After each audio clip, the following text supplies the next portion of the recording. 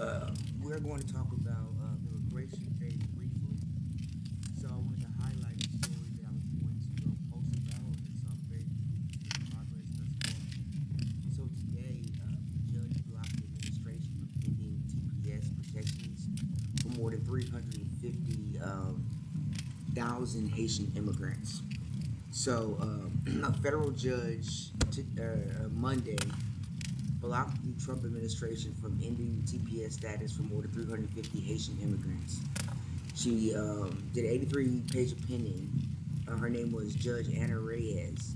She granted a stay, meaning the legal status of Haitian nationals pending judicial review. In her ruling, she accused the DHS Secretary Kristi Noem of preordaining her termination decision, saying she did so because of hostility to non-white immigrants.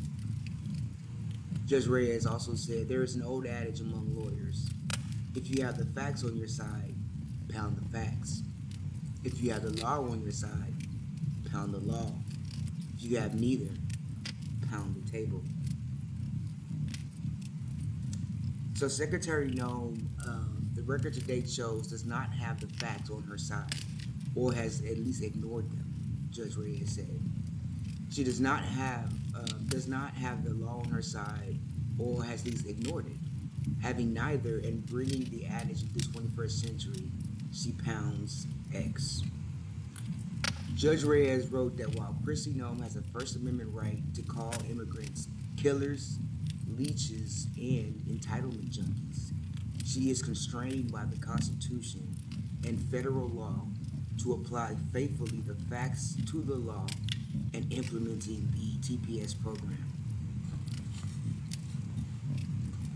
The government does not cite any reason termination must occur post-haste, Reyes wrote. Secretary Noem complains of strings unlawful immigrants placed on our immigration enforcement system. Her answer: turned 352,959 lawful immigrants into unlawful immigrants overnight. The federal judge noted that Noem has terminated every TPS country designation to have reached her desk. 12 countries up, 12 countries down. And this is a picture of the DHS secretary. The statutory design is straightforward. TPS exists because threats to life exist. When the threats persist, so should TPS protection, unless the Secretary articulates a well-reasoned and well-supported national interest to the contrary, she wrote.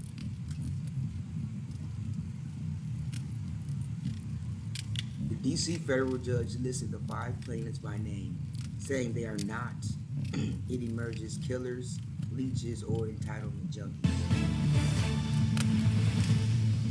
Some other headlines we're tracking for you this hour. An investigation underway in Las Vegas after someone found a possible biological lab inside a home.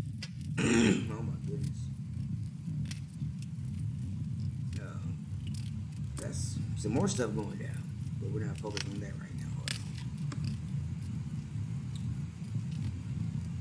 So she talked about the immigrants. One is a neuroscientist, the other one's a software engineer, one's a lab assistant, college student, and full-time nurse. They have really good jobs. So DHS Assistant Secretary Tricia McLaughlin released a statement to ABC on Monday night saying, Supreme Court, here we come. This is lawless activism that will be vindicated on.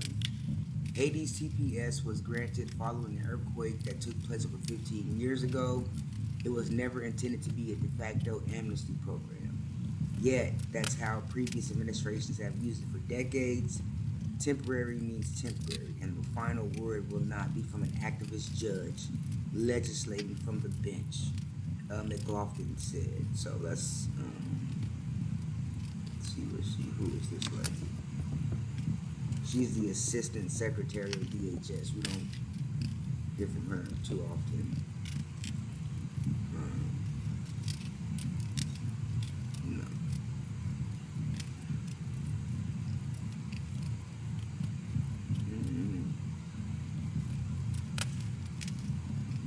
the Assistant Secretary for Public Affairs. So she does media, digital strategic, crisis communications, and efforts. And she serves as the principal advisor to NOM. So she's like the talking head. So this is where we're at with it. Thankfully, the judge blocked it. I could not imagine having resided here for that long, only to end up, you know, having to go back. So let's do a brief history here into migration in the United States. So this is a poster that I made a couple days or so ago. So Black Americans, we stand with the over 330,000 Haitians, which will be today, February the 3rd, and also the Ethiopians, whose status ends February the 13th. So we stand with them because we understand the the nature of a thing, and we understand how we are literally stronger together as a unit than than aligning ourselves with a power base who has demonstrated over and again that they will not assist in the progress of Black Americans, and even some Black Americans won't assist in the progress. But for the most part, the people with the power within the system, they just won't assist, and so it makes no sense to align yourself with them in demonizing the immigrants. However, there is a case to be made as it relates to like guerrilla warfare style killings and things like that, and that's a whole nother other subject. But let's talk about how when the country first was formed. I want you to take a look at this picture here, and I want you to just sort of take a look at the big boats that they have to travel. This is a black and white picture. It's a sketch. So these are all of the immigrants that moved from other countries, and they were making their way to the United States, to Northern America. And this is around the early 16 to 1700s. And so the immigrants, who came from the old England to the New England, so to speak, before the Civil War or whatever. But this is how America was formed. All right. And so we have people who came from England. We have Scottish people, Germans, Dutch, also forced migration. So the slaves, the Africans. But we're not quite to... That story has been convoluted and rewritten so many times. But for the sake of the script, this is what the story is. So during that time, while all the other ones were coming in, the Scottish, the English, the Germans, the Dutch, around the 1600s, they were also bringing in, African slaves. And so why they do that? For land, religious freedom, mercantilism, which just means trading. And then, but for the Africans that came, it was coercion, not opportunities. It's pretty much to work the fields. This is a picture again of them in the early 1700s, late 1600s. Just being very happy to reach the shore of America. And so how quickly their forefathers forget that they had to leave the slums of their country for a promise of a better life here. And without making this voyage, these people who are making these laws wouldn't even be on this side of the world and in this country. And so it's important to remember that, right? These are just more pictures. I believe this is an actual photograph. So, again, we talk about who came during the immigration from post 1700s, early 1800s. So Irish came during this time. The Italians, Eastern European Jews, Poles, Hungarians, Russians, Greeks, right? And it got really big around the 1800s. The immigration did, and because there were being factories and railroads and mines. So around this time, previous to around the 60s and 1700s, we were doing manual labor, and this is the time where most of the enslaved people were brought down to work. And so once the money was in, the structures were built, the mercantilism was happening, the farming was on point, the cotton industries were booming. What did they do? They imported more immigrants that came into America, and they helped build the factories, the railroads, and the mines. They helped mine, and they did so because U.S. industrial capital needed cheap, reliable labor. Okay, now this has been going on since the 1800s. So before the Irish, the Italian, and the Eastern Jews, and the Russians, and some of Russians and Greeks, before they came, before industrialization, right? It was just mainly the English, the Scottish, the Germans, the Dutch, and the slaves that were here laying the groundwork and the foundation. And then once everything got built and they began to get money, begin to industrialize, then immigration became really huge. And so what happened? So around the mid 1900s, so 1924, they started to put in like quotas. So that means 3% quota. These were all the immigrants coming from the seas trying to get into this country that was being formed here. And they had a 3% quota, and everybody was trying to come in here, right? All of their ancestors, everybody. And so what they did was they created this quota, and under here you had 65,000 slots allotted for the UK, 25 for Germany, Ireland, Italy, Poland, and Russia, so forth and so on. Asia, they didn't want any Asians at all. They wanted 25,000 Germans, 17,000 Irish people, 4,000 Italians, 6,000 Polands, right? And they did this because these are predominantly, white countries. So, in the Emergency Quota Act of 1921, they limited immigration to 3% of each nationality that was present in the 1910 census. So, because America had been formed, the work was already put in, industrialization was coming, everybody started hearing about this up and coming country. All the immigrants started coming. This was literally, they took the land and claimed it for themselves. But so in the Immigration Act of 1924, they reduced the quotas to 2%, and then they used the 1890 census before the Southern Eastern European migration. So this is before all the Irish and Italians and them came. They used the census of the English, the Scottish, and the Germans, and then they determined pretty much who was going to stay, who got to stay in this new country after that, and they completely banned any immigrant from Asia, except for the token one. So here we have a map, right? And this is sort of so you can highlight very quickly what the quotas look like from each particular country, right?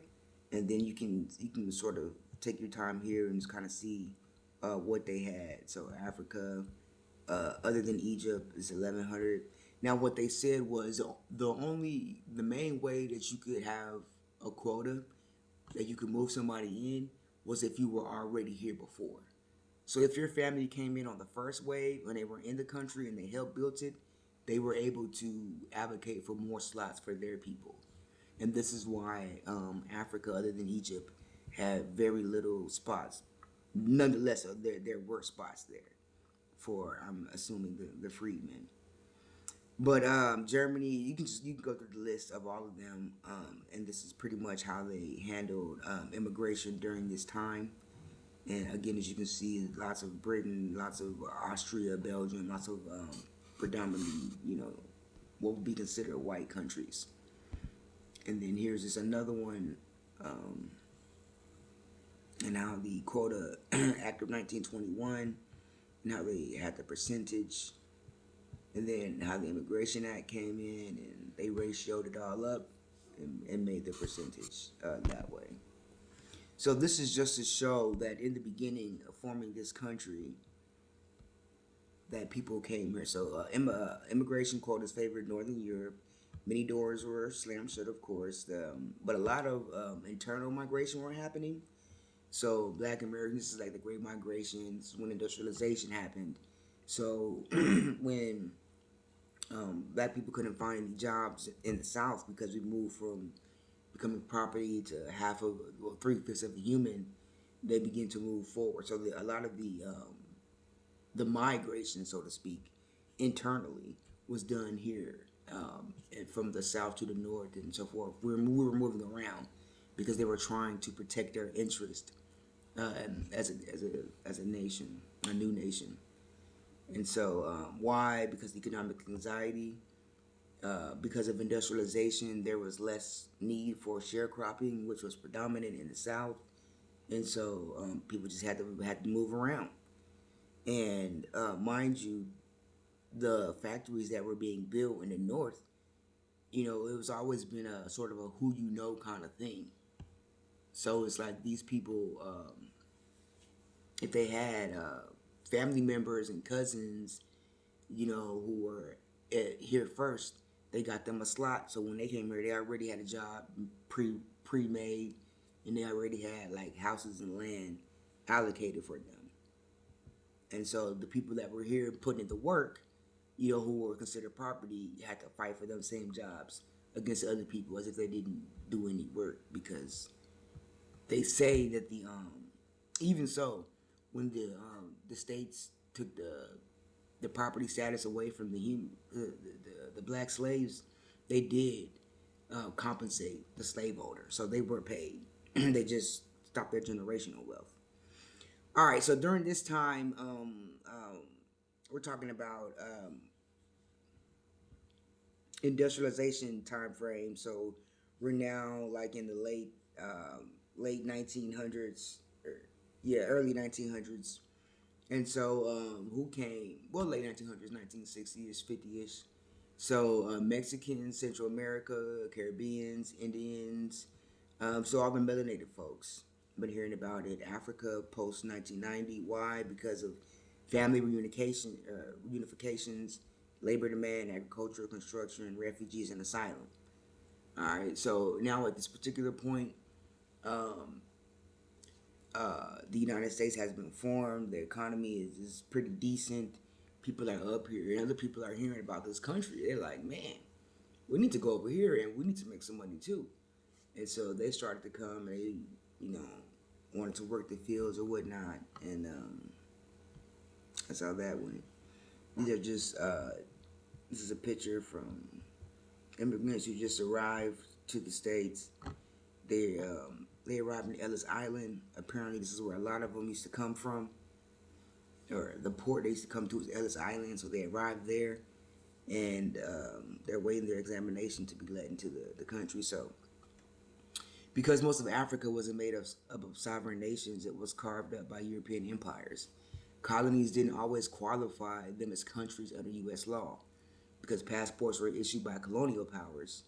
UK, France, and Belgium, U.S. officials often ruled applicant status or ineligible. Under the Immigration Act of 1924, quotas were based on how many people from each country already lived here in the U.S. in the 1890s. We already talked about that. And so Africans in the U.S. 1890, almost none. So we're talking about freemen, but they had 1,100 spots for them. All right, and in some colonies, no quota at all, because Africa is a continent with hundreds of countries. And if those countries weren't organized or industrialized or even colonized, they didn't get the chance to come over here. Even if they heard about the opportunity in another country and wanted to come over, they couldn't because they were considered stateless. Like, where are you coming from? You know. And this is just that right here. So I just kind of wanted to highlight that what was going down. Oh, did I turn it off? I think that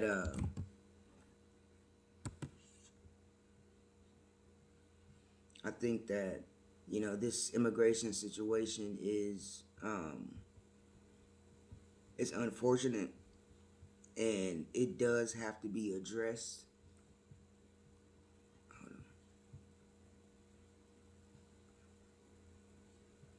And I am glad that the judge did her thing. She's and it says she was banging on X on him. So I'm glad that